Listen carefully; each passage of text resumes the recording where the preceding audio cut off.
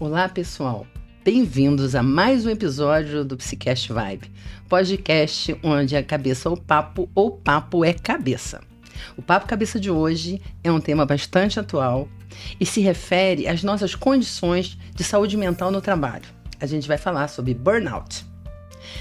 Antes de falar sobre isso, vou te pedir para me seguir no Instagram, @CarmenLúciaGobelcoelho, e assista ao Psicast Vibe. Os nossos convidados de hoje são reconvidados por causa da importância do conhecimento, da expertise, né? Que é o Nicolas Tadashi, vai se apresentar, senão eu apresento tudo antes, e a Vitória Caristiato, que é psiquiatra, médica psiquiatra, e que vai contribuir aí, com o conhecimento dela e com as experiências, né, sobre esse tema, tá bom? Então vou passar a palavra para vocês, primeiras damas, né? Carmen, primeiro agradecer, né, pelo convite de estar aqui pela segunda vez. É um prazer estar com você, uma profissional que eu admiro. Espero poder contribuir um pouco mais sobre esse tema e mostrar a importância dele no dia atual. Também quero agradecer mais uma vez o convite. Estou muito feliz de estar aqui com Carmen, que eu já conheço, essa pessoa que eu também admiro muito, e também agora com essa nova companhia que eu acabei de conhecer e já admiro bastante também, e tenho certeza que vai ser uma ótima conversa. Com certeza. Então nós vamos começar introduzindo o tema, né? Burnout, na verdade, não é uma doença, não é um transtorno, é uma condição. E ela se refere a um estresse crônico no trabalho. A junção dessas três coisas vai nos levar a entender que a pessoa está tendo a síndrome de burnout, né? E eu acho que é importante também colocar que o estresse não é uma coisa que a gente tem que se livrar. Ele é até importante em diversas situações, assim como a ansiedade, né? E às vezes para fazer uma tarefa você tem que aumentar seu nível de estresse e depois aquilo volta ao normal. O problema é quando isso não passa, né?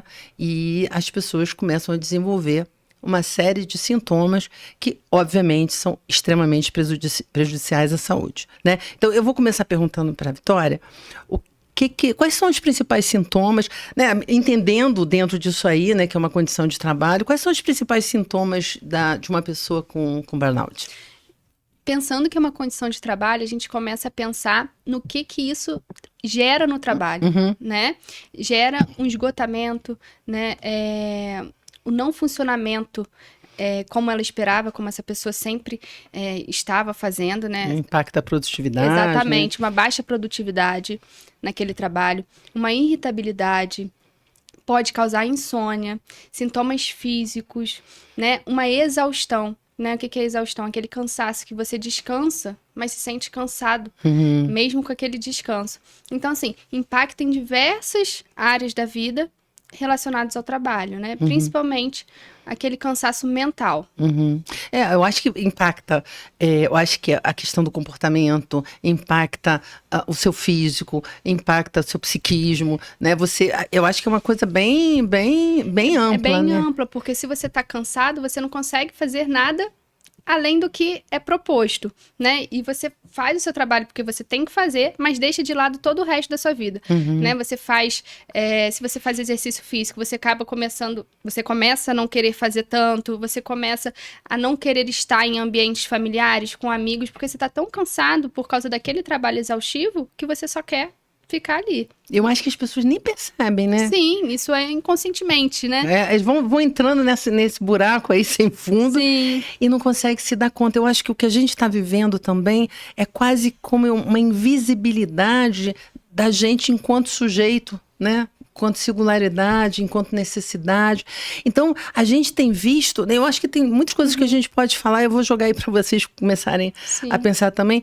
Quer dizer, tem a ver com o tipo de trabalho que você faz, tem a ver com o ambiente de trabalho que você vive, tem a ver com a tua personalidade também, porque você é um sujeito muito comprometido, né? Uma pessoa que não quer se exige pra caramba. Como é que isso pode funcionar, né? Para desencadear uma coisa dessa? Porque o que a gente tem visto são pessoas assim sobrecarregadas, entendeu? E que entendem que isso é assim mesmo. Normal, né? Porque eu fico pensando muito em em dois conceitos que são contemporâneos e que acho que ajudam a gente a entender, de um filósofo que eu gosto muito, do Byung-Chul Han. Esse cara tá muito... Ele tá na moda, eu acho, no melhor dos sentidos, né? No melhor dos sentidos. Os livros excelentes, e ele vai refletir um pouco sobre o que ele vai chamar, por exemplo, de sociedade do cansaço, né? Então, para refletir um pouco, também eu acho que uma herança daquela ideia do mal-estar, da civilização e tudo mais, que o Freud vai elaborar, mas ele vai dizer que contemporaneamente a gente tem uma dinâmica de vida social, uma dinâmica de comportamento em que você normaliza, de certa forma, diversas esferas de cansaço, diversas performances de cansaço, e ao mesmo tempo, e aí é uma outra expressão, um outro cunho teórico dele, você é atravessado pelo que ele chama de uma sociedade do desempenho. Então, isso deságua num quadro evidente de frustração, porque você é demandado o tempo inteiro e você não consegue responder a essa demanda de maneira compatível com a expectativa, e que geralmente é uma expectativa que não é nem humana, né? É sobre-humana. Então, é uma equação que, na verdade, não fecha, né? Essa equação não fecha. É uma sociedade que valoriza, porque eu, professor de língua portuguesa que sou, a gente fica observando muito o uso das palavras pelas pessoas, né? E é impressionante como você tem um uso contemporâneo de diversas palavras que, em outros momentos, eram muito associadas a gerenciamento de empresas, enfim, de uma esfera muito mais de trabalho, e hoje em dia as pessoas usam isso para as suas próprias vidas, né? Eu vou administrar a minha vida, eu invisto meu tempo em determinada atividade, você tem que eu gerenciar. gerencio a minha vida de determinada forma. Você se torna uma espécie de empresário de si mesmo, né? E aí isso assim, é algo... Eu acho que a violência disso, né? Isso que a gente está falando de uma normalização, porque isso entranha, né?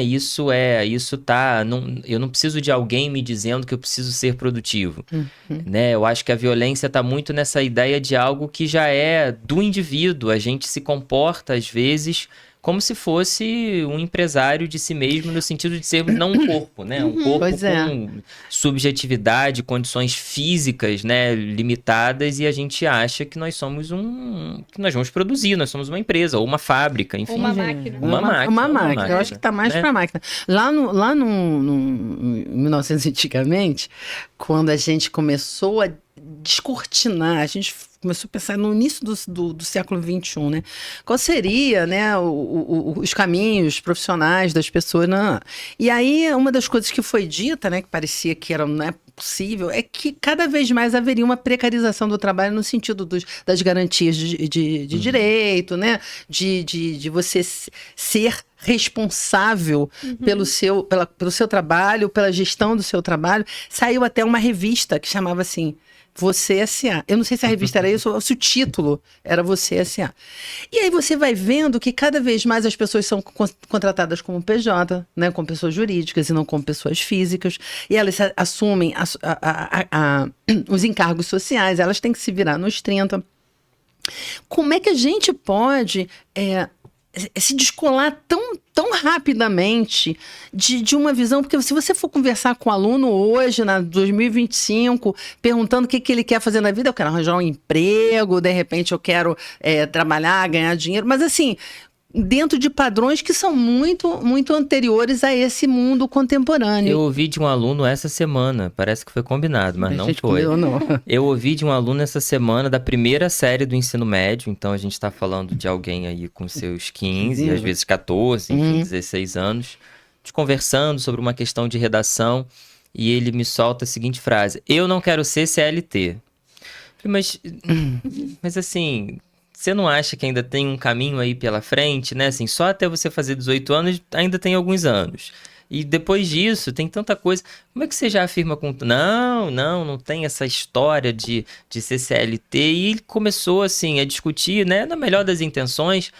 Mas aquilo, eu fiquei tão impressionado com aquilo, porque é isso que a gente está falando, né? A gente vem também de uma geração que está se formando e que talvez já tenha nascido num contexto em que isso ainda é mais normalizado do que para minha geração, do que para as outras gerações. Ou seja, eu tenho um aluno da primeira série do ensino médio que nem sabe direito o que é CLT, não faz a menor ideia do que é o mundo do mercado de trabalho, mas que já talvez expresse algo que não é dele, né? Expresse um sintoma da geração dele, um sintoma do nosso tempo, dessa precarização dos direitos. De uma leitura de que CLT você vai ganhar pouco e vai ser explorado por alguém.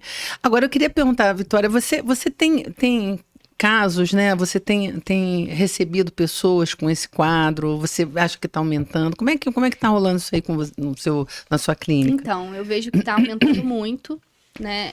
Eu trabalho em hospital, então acabo tendo muito contato com os profissionais da saúde, né? Que venham até a mim, sofrendo, né? Com isso. Vejo também muitas pessoas, né? Da área da educação, como professores. E sim, vejo que tem aumentado os casos de burnout, tanto pelas pessoas entenderem o que é burnout, mas também por causa dessa sobrecarga de trabalho que a gente está tendo. Por essa facilidade que tem de estar com o celular, de estar né, na tecnologia que trouxe pra gente a facilidade da gente estar conectado. Eu vejo que isso aumentou a sobrecarga, pois a gente está trabalhando 24 horas se a gente deixar, né? E o pior é que se não for isso, você pode ter parado de trabalhar, mas você começa a ficar na obrigação de responder mensagem, de ver aquele podcast que te mandaram. E acaba virando uma demanda imposta, mesmo que não seja do trabalho, mas que ela acaba sobrecarregando você, né? Bastante. Eu acho que o ambiente de trabalho contribui profundamente para isso. E eu acho que tem muito ambiente tóxico. Sim, eu falo por mim mesma, né, porque eu tive burnout, eu fui só descobrir depois com a minha terapeuta, né, com a Jéssica, mandar um beijo pra ela. E eu acho que na verdade eu fui notando alguns sinais de sobrecarga, né, porque a gente veio na pandemia, né, com uma sobrecarga, assim, para os médicos, para a enfermagem, para a área da saúde, uma sobrecarga necessária naquele momento, porque a gente precisava estar ali, mas a gente foi deixando isso nos levar, né? A gente não... acabou a pandemia, vamos voltar para a vida como era antigamente. Não. A gente manteve aquela carga exaustiva de trabalho e quando a gente viu, a gente já estava sobrecarregado. E para ver os sintomas, os sinais, isso demora, né? Não é de uma hora para outra. E com essa cultura de... Produza. Exatamente. De alta produção, para a gente é muito difícil ver, né, que não está certo. Para nós médicos, agora eu falo como médico e agora eu vou falar como paciente, acho um pouco. Um lugar de fala, né? Um lugar de fala. Para nós médicos, a gente já sai da faculdade achando que a gente tem que trabalhar muito, que a gente tem que dar muito plantão, que a gente tem que estar ali conectado, senão a gente não está fazendo certo, né? E não é só a gente que acha isso, a sociedade também cobra muito isso. Então... médicos, enfermeiros, né? Eu vejo isso como um todo, a saúde como um todo. Então, para o profissional de saúde, agora eu falo como profissional de saúde, notar essa sobrecarga é muito difícil, mas é muito importante. Então, exatamente. É muito importante a gente falar cada vez mais sobre isso, para que aquele profissional que se sinta dessa forma, né, sobrecarregado, cansado, irritado, ele comece a ligar essa luzinha e falar, será que tá certo, né?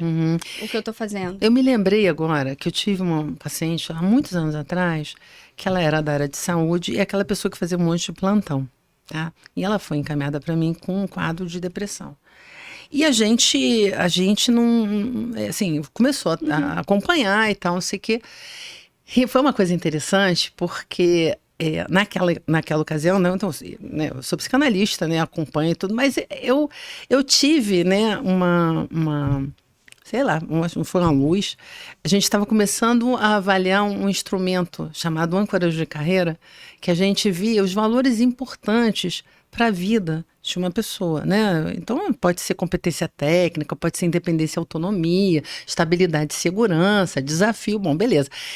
E essa pessoa, né, lá pelas tantas, eu perguntei, você quer fazer? Ela quis fazer, né? E é interessante, a âncora dela era estilo de vida, que diz respeito ao quê? Um equilíbrio entre vida pessoal, vida profissional, né, vida afetiva. Não podia ser uma coisa sobrecarregada. E aí aquilo foi realmente um divisor de águas, porque ela começou a sacar que ela estava tão sobrecarregada de trabalho que ela não tinha tempo para viver o que era importante para ela. Então, a gente, às vezes, a gente é meio zumbi. Eu acho que a gente vai fazendo o que é para fazer. Como se a gente fosse empregado da gente mesmo. Agora, você pode também ser porque você é funcionário de alguém que te exige dessa maneira. Mas é muito complicado você entender que você está se sobrecarregando ou que alguém está te sobrecarregando. Porque eu acho que a gente também, o trabalho anestesia outras questões, né? Eu acho, pelo menos, por exemplo, para mim, eu que também tive burnout, temos hoje todos gabaritos aqui, mas, e aí quem me ajudou a perceber um pouco essa ideia de que o trabalho tampona muitas outras coisas, né? A anestesia foi também a minha terapeuta, um beijo para Késia, porque a gente vai reconhecendo também que, de fato, essa ideia de um ritmo de trabalho que é intenso e que você, de certa maneira, dedica uma atenção ali muito focada naquilo, na ideia do trabalho, no seu ambiente de trabalho, nas tarefas que você tem, a gente acaba também, às vezes, sendo conduzido a ignorar outras coisas, né? O trabalho tampona. Ou a gente trabalha para ignorar, né? A gente vai anestesiando algumas outras questões.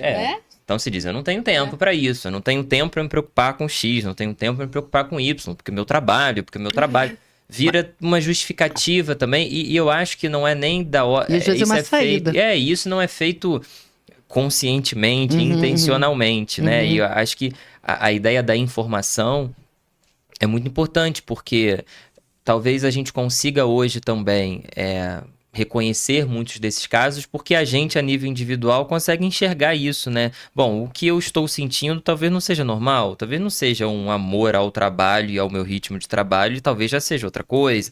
Então, Freud a informação dizia, amar e trabalhar, não é só trabalhar. Então, a gente, quando eu penso, por exemplo, na minha profissão, na ideia do magistério, a gente tem uma tradição de sempre jogar nessa profissão, associar a essa profissão a ideia de um sacrifício, né? Poxa, os professores são, assim, super-heróis, né? E eu sempre digo, olha, a gente pode ter a melhor das intenções, né? A gente pode ter a melhor das intenções quando a gente chama alguém do magistério de super-herói. Mas se você diz que eu sou um super-herói, você talvez me demande ações que são realmente sobre-humanas, e eu não tenho condições de fazer isso. Mas então é uma profissão muito assim...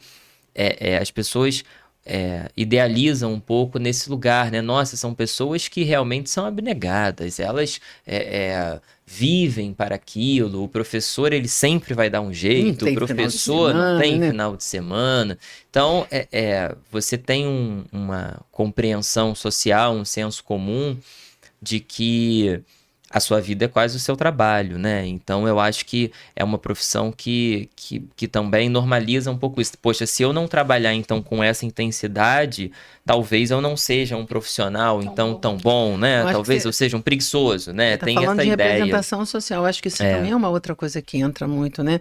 Como é que funciona um professor, um médico, um enfermeiro?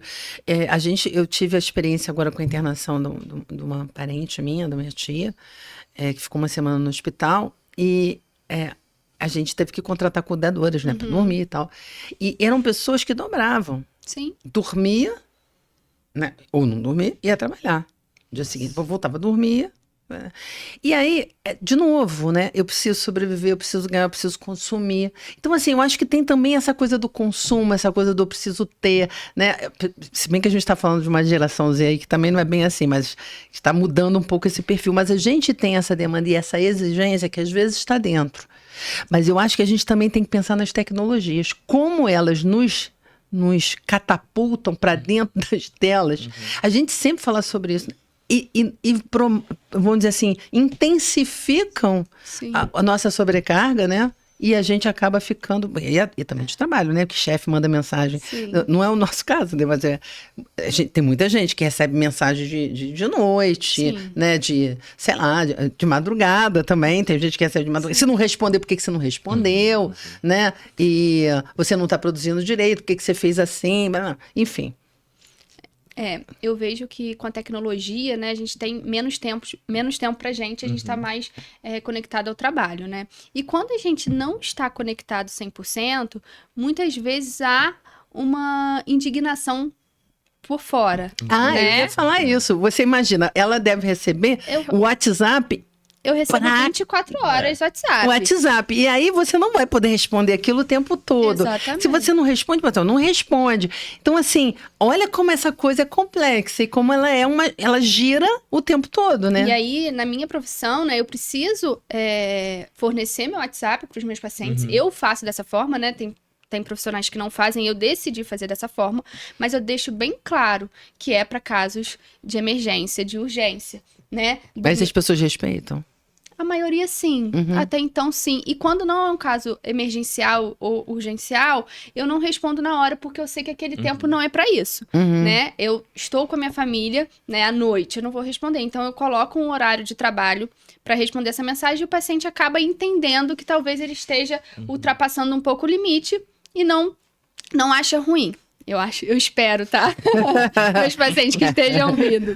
Mas, domingo, né? Eu não tinha nenhum paciente, caso grave, né? Nesses dias. Eu falei, vou ficar domingo sem meu celular. Deixei em casa, fui pra casa dos meus pais. Minha família inteira ficou, Vitória, você não trouxe seu celular? Você não precisa. Eu falei, gente, todo mundo que importa, que eu preciso, Tá aqui. tá aqui.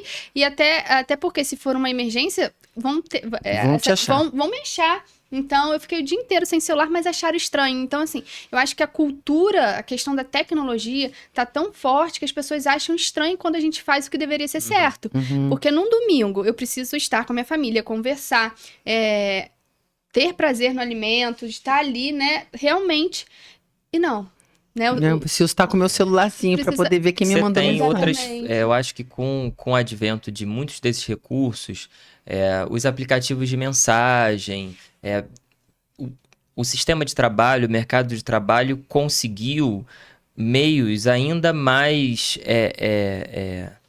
adaptáveis de chegar ao indivíduo, fáceis, né? Mais fáceis, porque eu não preciso esperar o dia seguinte para você chegar à minha empresa para eu falar com você, se agora eu posso te mandar uma mensagem por um aplicativo de mensagem. Se eu não precisa mais ser um e-mail, por exemplo, eu tenho um aplicativo de mensagem que você vai ver muito mais rápido do que uma notificação de um e-mail. Agora as reuniões, se eu marcasse uma reunião presencial às 9 da noite, isso pegaria mal, mas se a gente fizer uma reunião por videoconferência, por um Meet, isso talvez não seja tão problema, você está dentro da sua casa. Hoje está então você tem assim, novos meios de alcançar esse sujeito que trabalha, esse limiar entre família, lazer, trabalho, ficou muito mais tênue, né? E as horas ficaram sem borda, né? Porque você vai... Aquilo pode avançar. Eu, por exemplo, às vezes mando mensagem tarde e penso. A pessoa não tem que responder. Eu que não posso esquecer de mandar, né? Mas a pessoa não é obrigada a responder. Ela vai, depois, quando ela quiser, ela vê. Exato. Que também tem essa vantagem. Mas aí depende do uso que a outra pessoa vai fazer daquilo ali. Manda, depois você leva 2 dias para responder, problema. Mas eu já fiz o que eu tinha que fazer. Já resolvi. Então, assim, como é que a gente está entendendo essa coisa da tecnologia? Mas eu queria voltar de novo ao ambiente tóxico. Eu queria lembrar eu estava olhando para o Nicolas e assim, lembrei, né? Porque eu trabalho numa escola como psicóloga escolar também, né? E eu fico nos bastidores, né? A gente diz que a gente é fiação, né? Porque ninguém vê, mas está fazendo um monte de coisa. Você vê tudo. E a gente faz funcionar muita coisa, mas as pessoas não estão vendo. Mas a gente observa, por exemplo, os professores básicos, que eu vejo mais do ensino médio, você tem que sair andando atrás deles, porque é sempre todo mundo correndo. Sabe? Tá sempre todo mundo correndo. Aí você tá fazendo uma reunião de noite, né? Que a nossa reunião é à noite. Aí você daqui a pouco começa a levantar todo mundo. Vai para casa, mas não, vou trabalhar. Sim. Vai fazer o terceiro turno, entendeu? Então, assim, caramba, então tem certas profissões que elas estão muito mais suscetíveis, né, à síndrome de burnout do que outras, né? Como profissionais de área de saúde, Policial, policial. Eu tenho uma colega que fala assim, que assim, é absurdo o número de policiais com problemas seríssimos de saúde mental, inclusive de suicídio. Porque, entendeu? Você precisa ter um ambiente também de contenção, de acolhimento, né? Porque senão não dá. E eu acho que é isso que está faltando pra gente. A gente fala, mas a gente não faz. A empresa às vezes fala, mas ela não faz. Ora, depende de vocês, hein? Né? E o que às vezes também nesses ambientes, né? A gente ouve tantas experiências por aí, tem amigos que trabalham em tantas áreas, em outras profissões. Muitos dos gestos de acolhimento ou de tentativa de você propiciar um ambiente melhor, isso às vezes é posto com um significado quase que uma moeda de troca, né? Mas, poxa, eu forneço tanta coisa para você. Aqui tem academia, tem uma psicóloga se você precisar, tem... E você vai criando, médico, você pode até passar mal se quiser. Né? Não, passe mal aqui dentro, você pode passar mal. Já garante. Mas a cobrança continua. Mas a cobrança, né? Assim, poxa, eu tô te fornecendo isso, então, olha, a estrutura tá boa. Agora eu posso te cobrar um pouco mais, porque eu organizo uma estrutura para você, né? Então, é muito essa ideia de uma... São muitos os tijolinhos que montam esse contexto em que a gente se insere numa rotina de trabalho, né? De uma impossibilidade de você ter tempo de reconhecimento daquela condição. Porque é isso, a imagem que você usou agora, de os professores estão sempre correndo, é muito isso, né? Então, eu estou sempre correndo. Eu talvez não tenha nem tempo para reconhecer. Eu, quando tive burnout, eu reconheci porque eu fui obrigado a reconhecer, porque o meu corpo parou. E quando eu cheguei ao hospital... Chegou no limite, né? A médica disse, olha, é óbvio que isso aconteceu, porque eu fui contar o meu histórico, né? Como é que estavam as minhas semanas de trabalho. Eu falei, estranho não ter acontecido antes, porque então é muito isso, né? A gente não tem uma possibilidade de ter tempo para elaborar qual é a minha condição naquele momento enquanto trabalhador, dentro do lugar em que eu trabalho, como eu me sinto, porque até mesmo quando eu tenho ofertadas essas possibilidades num local de trabalho, talvez não seja ali, né? Talvez ali seja muito às vezes nesse signo da moeda de troca. Olha, nós somos muito bons, eu estou te dando esse atendimento aqui se você precisar. Mas isso aí também é uma exceção enorme, né? Exato. Agora, eu acho que a gente está falando de uma coisa que se chama limite. Não limite como imposição, como impedimento, mas como fronteira, né? Eu posso até aqui. As pessoas não veem o limite. Então, acho que a gente está falando tanto de dentro quanto de fora, quer dizer, eu não percebo, mas é também onde eu trabalho também não se percebe, sabe? Então, assim, você tem que ir trabalhar, sei lá, fim de semana para fazer não sei o que lá, é assim, entendeu? Sim. Então, assim, é mesmo, né? Então, assim, agora parece que saiu uma legislação que acho que vai estar em vigor em maio, se eu não me engano. Não sei se vocês viram aí, né? Sim, que obriga as empresas, as instituições a cuidarem da saúde mental dos seus colaboradores, como se fala. Mas é isso que a gente tem que observar, né? Tem essa lei. Mas até que ponto vai ser uma moeda de troca para dizer, estamos fazendo por você. Agora então faça por nós. Faça por nós, né? Eu acho que a gente tem que... Não, e quem vai estar lá oferecendo serviço também, né? Exatamente. Porque, assim, você vê, a gente vê, por exemplo, na seleção de profissionais para mediar alunos com transtornos. Você pode ser só ensino médio, fazer qualquer coisa, então, assim, tanto faz. Então, se você coloca lá uma pessoa que, sei lá, coach, por exemplo, que não tem uma formação, não tem nada contra coach, né? Mas assim, não tem nada contra, mas eu quero dizer assim, que não tem expertise para aquele ambiente, para aquele tipo de lugar. E aí ela vai... Só para dizer que tem... Só para piorar a situação. Vai piorar a situação. Eu trabalho também no município, né, na rede pública, no hospital. Lá já começou, que eu acho que deveria ter começado antes, mas acho muito legal de ter começado agora. Estão tendo um olhar maior para os profissionais, colocaram a terapia, né, com psicólogos para os funcionários. Eu achei que foi um primeiro passo muito grande, porque eu vejo Os psicólogos também precisam. Exatamente. Aí eu acho que vai vir o segundo passo, que os psicólogos estão precisando também, que estão sobrecarregados. Mas assim, eu vi essa mudança, né, da questão de ter psicólogo para os funcionários. Vamos ver se isso vai continuar e vai ter uma mudança em outras esferas também, né? Não só de você dar né, aquele apoio. Porque é isso, né? É uma estrutura de que a gente precisa, né? A gente está falando de um problema que é uma conjuntura, não é um problema individual. E que demanda estrutura mesmo, né? Porque quando a gente diz, olha, não há tempo, a gente precisa de estruturas nos ambientes de trabalho também, para que seja possível a gente equilibrar isso de uma forma um pouco melhor. E a gente falou da pandemia agora há pouco. É impressionante, de fato, como a pandemia realmente, por obrigação daquele momento, abriu algumas outras possibilidades de exercício do trabalho, de exercício da comunicação, e que realmente se mantiveram, né? A própria ideia dos aplicativos de mensagem. E hoje em dia, a gente nem cogitava fazer reunião, enfim, por videoconferência, da maneira como hoje em dia talvez a gente faça. E aí, hoje em dia eu posso talvez ter uma reunião até 9h30 da noite, porque nós já estamos aqui, tá todo mundo na sua casa e tudo mais. Então, já jantou, exato, você abre ali algo naquele momento e depois não consegue fechar, né? Porque, para mim, um dos momentos em que eu percebo muito claramente essa linha que é muito tênue e que quase não existe, é para responder as mensagens, né? A gente, às vezes, responde uma mensagem da nossa mãe, do nosso irmão, do namorado, da namorada, seja lá de quem for, com o mesmo peso de cobrança das mensagens de trabalho. Eu tenho que responder. Deixa eu ver quantas mensagens eu tenho que dar conta eu tô hoje. me perdendo já nisso. Então você não tem, você não conversa, né? Você responde aquilo ali diariamente. Comigo. Eu perdi o prazer de responder mensagem. Sim, eu também, né? Total. E aí minhas amigas me perguntam, mas você não me responde? Eu falei, olha, mas é porque eu tenho muitas mensagens, eu tenho que responder de trabalho, né?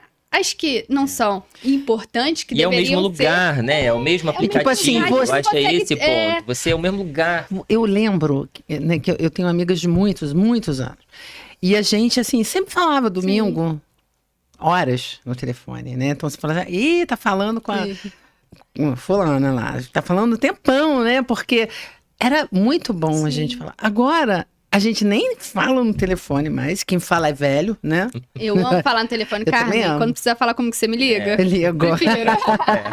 Eu prefiro também. Eu prefiro 1000 vezes. Mas assim, a gente tá falando dessas coisas assim, que é uma coisa que acontece, que desdobra, que sobrecarrega. Mas isso é um prejuízo imenso, inclusive para o Estado, porque o Brasil, em 2024, teve quase 500 mil casos de afastamento de saúde por problemas de transtorno mental, né? E que muitos deles podem ter sido consequência de um burnout, por exemplo, que se reporta também isso, né? Que isso é uma evolução. Aí você pode falar melhor sobre isso, né? Sim.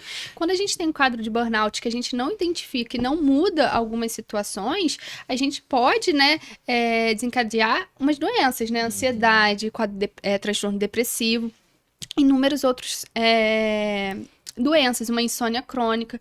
Então, se a gente não trata, né, o burnout ali... E não identifica, isso gera alguns transtornos, né? E esses transtornos, sim, afastam muitas pessoas. Eu já tive que afastar vários profissionais, né, com transtornos ansiosos, transtornos depressivos, que a gente olha, né, como um todo, e que a causa pode ter sido ali o pontapé inicial. Claro que uma causa de um quadro depressivo, de um quadro ansioso, é multifatorial. Mas a gente vê como o trabalho como um fator muito importante e muito expressivo naquele transtorno, né? Então, a gente precisa identificar o burnout o quanto antes para não gerar problemas futuros e afastamento. Porque quando a gente afasta aquele paciente, ele realmente gera custo, né, para o Estado, né? Mas para ele mesmo é muito sofrido para aquele paciente ter que ser afastado da sua rotina. E uma pessoa que tem síndrome do pânico, ela não se move, cara. Ela fica travada, ela tem medo de sair na rua. Então, assim, extremamente, é um prejuízo muito grande para a vida de uma pessoa. E o que a gente está falando é que a gente não pode perder de vista que a gente tem uma vida. Então, como você falou, vai ter, agora tem terapia na rede pública para os profissionais. Eu vejo assim, que a coisa mais importante é que as pessoas começam a se enxergar melhor. Sim.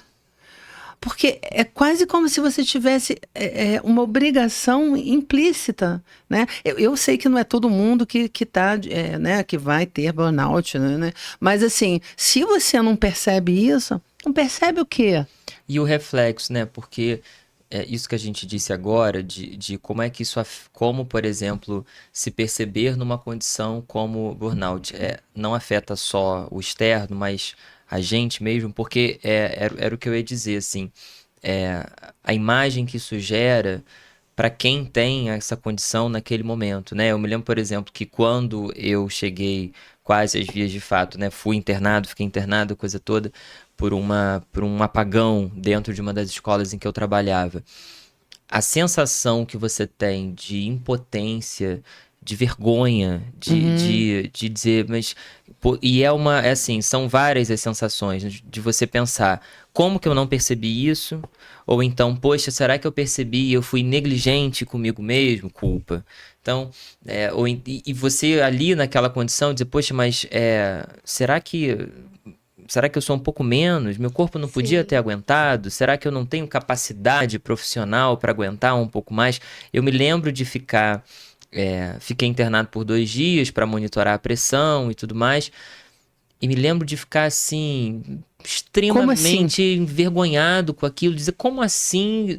Eu tô logo aqui, eu, né? E aí eu acho que tem uma percepção de que o mundo, assim... Porque eu acho que a gente às vezes chega a essa condição muito, muito voltado, por exemplo, para minha profissão, e acho que para a sua também, que a gente às vezes a gente tem aquele pensamento de, bom, mas se eu não fizer, a escola vai ruir, a turma vai ruir, o consultório vai ruir, o hospital vai ruir. E aí você percebe que o mundo não para, que as coisas continuam, que as pessoas dão um jeito, que a escola vai abrir, a turma vai estar lá, vai ter alguém. Então, é um outro lado que também parece um pouco descartável, mas não é essa a ideia. A ideia é de que a gente, às vezes, também se coloca numa condição, ou é colocado nessa condição de eu realmente preciso performar dessa maneira, porque senão algo vai acontecer. Eu vou prejudicar todo. E a gente, né, são 2 profissões que lidam com outras vidas, né? Então você fica naquele lugar de uma responsabilidade. Qual é o limite entre a responsabilidade da profissão e a sobrecarga, né? A responsabilidade com você mesmo, né? Mas é tão complicado, porque a gente, por exemplo, a gente que trabalha em escola, nesse lugar que a gente trabalha, tem sido muito estressante. Muito estressante. Porque a forma como está sendo... As pessoas estão entendendo a criação dos filhos, o cuidado com os filhos... É assim, de uma cobrança com a gente e de um tratamento muito agressivo. Claro, não é todo mundo, né? Mas você quer ver? Eu tenho medo do final do ano. Porque o final do ano, você já sabe que as pessoas vão começar a te pressionar. Sabe? Com a questão de perder ano, com a questão de como assim, você não ajudou. E assim, vai chegando no final do ano, eu começo a pensar assim, será que eu vou conseguir aguentar dessa vez? Porque é muita pressão. E essa muita pressão, claro, e eu sabendo que tem muita pressão, eu já fico diminuindo pro meu lado, porque eu não tô afim, entendeu? De me destroçar. Se bem que no final desse ano passado, foi tanta pressão. Foi punk. Que eu acabei ficando com pneumonia. Porque não que me deu pneumonia, mas eu já estava gripada. E a coisa foi indo, aí não conseguia descansar, porque tinha que fazer reunião, tinha que resolver coisa, e assim, pressão em cima de família. Eu acabei ficando doente. Então, assim...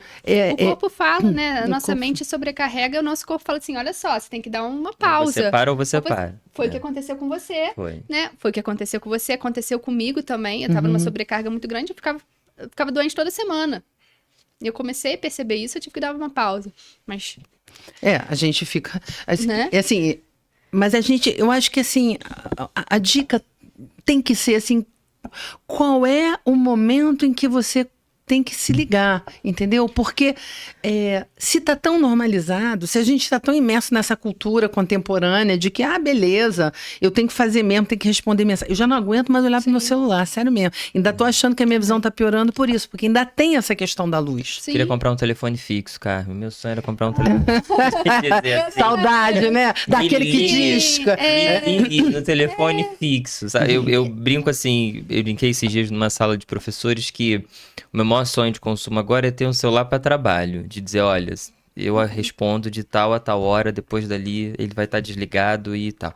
E você vê, a gente vai assim, sentindo a necessidade de algumas estratégias, que na verdade é isso, né? O que é da ordem pessoal vai se contaminando também, né? Com Porque certeza. é isso, a linha é muito tênue. Eu uso o mesmo aplicativo para responder mensagens de trabalho, para responder meus parentes e meus amigos e tudo mais. Eu levo o meu trabalho para dentro de casa, né? Esses dias há muito tempo, na verdade, conversava com o meu padrasto, que é funcionário público do judiciário, e aí como a gente conversando sobre cansaço e tal no trabalho, eu dizia a ele, olha, eu não consigo cogitar o que é, por exemplo, não levar trabalho para casa, né? Porque a gente conversava sobre isso, que ele estava num dia específico, ele teve que levar alguns processos para analisar a coisa. Poxa, eu falei, olha, um dia, você tá levando trabalho para casa por um dia. Eu não cogito essa realidade de não ter trabalho em casa. Então é realmente... Mas isso também é outra coisa, né, Nicolas, que eu acho que é importante a gente debater. Os direitos do setor público e privado são muito diferentes. Muito diferente. As pessoas que estão no setor privado, elas são muito mais exploradas, vamos dizer assim, entendeu? Ou elas têm muito menos direitos. Porque se, por exemplo, né? Não, e fora isso, você se aposenta não com o mesmo salário, eu vejo, por exemplo, né, você tem direito a você tirar licença, prêmio, você pode, sei lá, você pode se afastar por isso ou por aquilo, mais confortável. Eu vi, por exemplo, em outros países, que tanto faz onde você trabalha, os direitos são os mesmos. Eu não sou contra um funcionário público ter isso. Eu sou a favor da gente poder ter os mesmos direitos, as entendeu? pessoas às vezes olham, não, tá vendo essas regalias? Por que você não são fez regalias? concurso? Por que todo mundo não tem, né? Porque, na verdade, são direitos que eu acho ótimos, excelentes. Você ter direito a uma licença, ter direito, né, a uma aposentadoria. Vale alimentação. A consciência de que você... depois de tanto tempo de Agora, serviço. o setor privado, e são duas áreas que eu acho que vêm numa linha de assim, muitas tentativas de sucateamento, né? Você não contrata, você às vezes não assina carteira, você contrata como PJ, você trabalha em diversos lugares, você tem um ritmo, são duas profissões e isso é muito curioso, né? Porque é o que a gente havia dito agora, são duas profissões, a área da medicina, a área do magistério, muito ligadas a um prestígio social e, ao mesmo tempo, um processo de um mesmo certo sucateamento, uma ideia de um descaso, né? Bom, trabalha-se assim mesmo, né? Por que me atendeu assim, não atendeu dessa forma? Não, tem que dar conta de uma turma com 40, 50 alunos. Eu acho que é uma falta de valorização que a gente tinha antigamente. Né? E aí vem a questão do burnout também, né? Uma das causas do burnout é a não valorização daquele profissional, daquela carga de trabalho do profissional. Do que faz, né? Do que faz, de ter um chefe ali valorizando, né? Palavras de apoio, de afirmação. Isso faz falta no mundo atual. Eu acho que vem muito mais cobrança do que valorização. E acolhimento, um acolhimento até financeiro, né? De você poder ter um suporte melhor. Então, assim, eu sempre escuto assim, quando a gente fala sobre essa questão do público e privado, que foi uma discussão que eu sempre tive, a pessoa fala, você não fez concurso? Se tivesse feito, quer dizer, não se trata disso. Sim.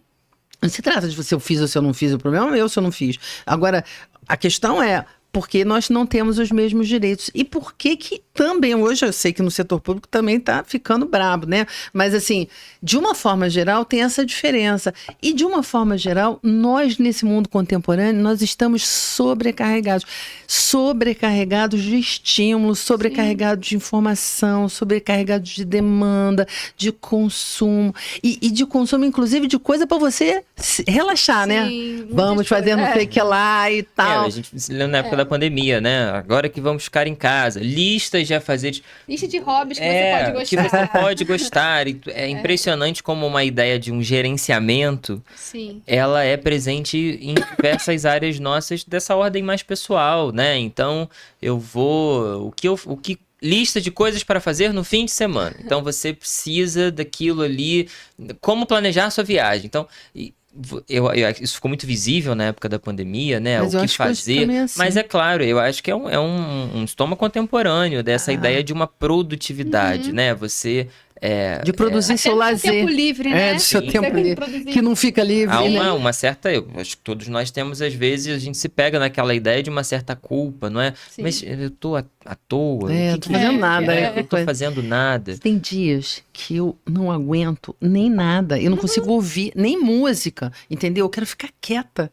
Porque é tanta coisa, né? Que chega assim, na hora que eu pouco antes de dormir, tudo, eu não quero ouvir nada. Você não vê série? Não vejo jornal. Também não, porque eu não aguento. Mas as pessoas ao redor não entendem isso. Porque a gente tá nessa cultura de estar sempre fazendo Você não algo. sabia? A gente não pode fazer nada. Se a gente não faz nada, de fazer realmente nada, alguma coisa está errada. É que, na Você verdade, tá mal, existe uma outra informação, que é um conhecimento importante, é que é na hora que você não está fazendo nada, que você está relaxado, que as grandes ideias aparecem, né, que as soluções surgem, porque você está num estado que é possível desconectar coisas que estão o tempo todo assim. Eu fico pensando que o sistema nosso aqui deve estar, sabe, engarrafando.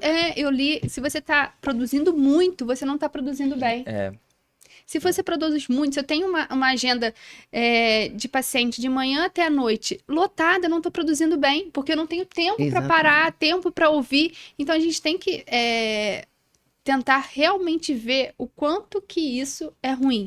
A alta produção a qualquer custo. Eu trabalhava no posto de saúde, trabalhei muitos anos em posto de saúde atendendo.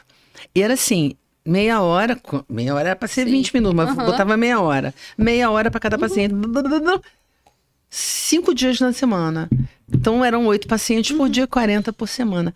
Cara, chegou uma hora que eu falei assim, não dá. Eu já tô embolando as informações. Porque é tanta gente que sai um, entra outro. Não dá tempo nem de ir ao banheiro. Aquela pessoa senta, sai outra, senta, a outra senta. E assim, você não respira. Sabe? Então, sim, isso é importante. Pô, eu não vou trabalhar tanto tempo, cara. Vou trabalhar o tempo que eu vou poder respirar, que eu vou poder relaxar, que eu vou poder... Eu entendo que há essa dificuldade pela questão financeira, né? A gente vê diversas áreas, eu vejo muito, que eu lido muito. E de baixa renda, principalmente. Com os técnicos de enfermagem, que a gente conversa muito, eles precisam dobrar pela questão financeira. Então, assim, eu vejo uma questão social também muito difícil, né? E aí, como fazer, né? Prevenir um burnout com esses...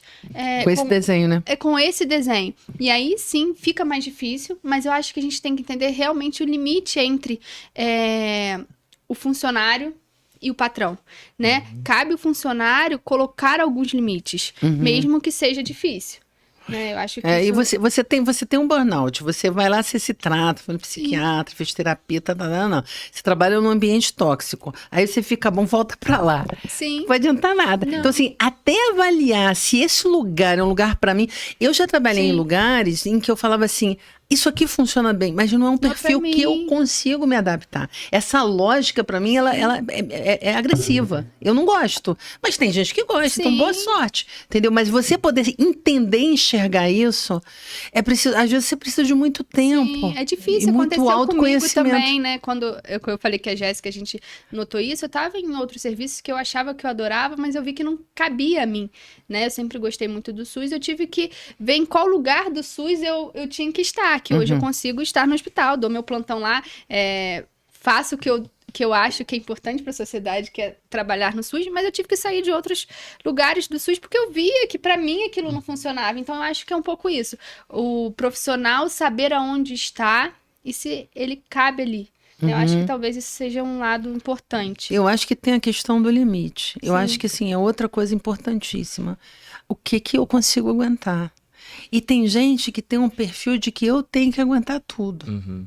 Porque a tenho que suportar. sociedade, eu acho que impõe um pouco isso da gente, né? Uhum. É uma ideia um pouco sobre-humana, né? Eu me lembrei muito a gente está falando desses lugares, de um outro teórico chamado Jonathan Crowley, que eu li na faculdade, e ele tem um livro chamado 24/7, Capitalismo Tardio e algo assim. E aí ele vai refletir um pouco sobre essa ideia, né? De como a gente vive numa sociedade em que as formas de exploração se adaptam e se adaptam muito bem. Então, você tem uma massa de trabalhadores que nem sabem se é possível, que isso tem o nome de burnout e tudo mais.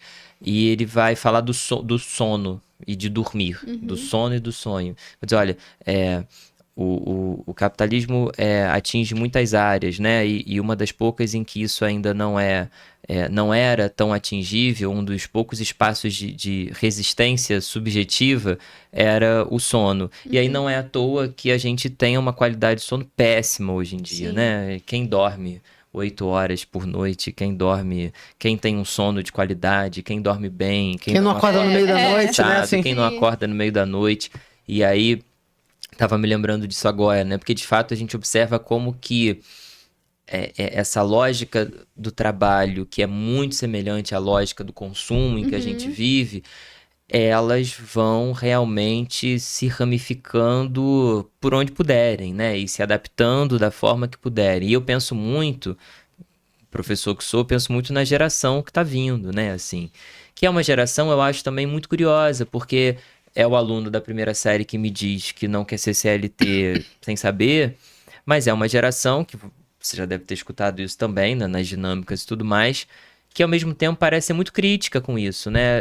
Talvez eu não queira trabalhar dessa forma, eu quero viajar, eu quero ter a minha família. E isso é muito interessante, porque ao mesmo tempo em que a gente às vezes interpreta como uma geração, essa geração talvez vai aguentar menos, essa gente não aguenta, é um pessoal que não quer se frustrar, há uma série de problemas. Ao mesmo tempo, isso é muito interessante de pensar alguns nãos que eu tenho a impressão que se desenham ainda muito timidamente, muito imaturamente, mas que se desenham. Eu tenho visto isso também. Né? Uma ideia um pouco de talvez conseguir dizer que, olha, eu já ouvi isso. Não, eu não vou trabalhar dessa maneira e tudo mais. É claro que a gente vê que há, óbvio, né? Uma geração de adolescentes, uma imaturidade normal ainda, né? De não ter um crescimento adulto e tudo mais. Mas eu acho pelo menos interessante. Eu fico assim muito curioso com isso, porque eu vejo esses não se desenhando, né? Eu vi uma pessoa que presta serviço, que tem, sei lá, uns 27 anos ou 28, não sei, e ela falou, olha só, eu trabalho para viver, eu não vivo para trabalhar. Eu acho que isso foi muito legal ela ter falado isso, porque assim, eu preciso viver outras coisas, eu preciso conhecer a vida, eu preciso interagir com aquelas coisas que me fazem bem, né?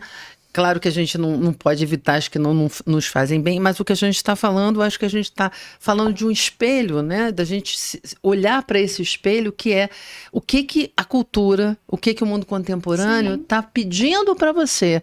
E, claro, eu só acho que você só pode mudar alguma coisa quando você tem consciência e quando você conscientiza. Sim. Né? Eu acho que é o momento de desacelerar mesmo, né? Da última vez que eu tive aqui, a gente falou muito sobre a tecnologia, a gente volta novamente para a tecnologia, porque é isso, eu acho que a tecnologia veio para ajudar muitos aspectos, mas também atrapalhou em muitos outros, né? E talvez essa geração consiga perceber isso e fazer de forma diferente.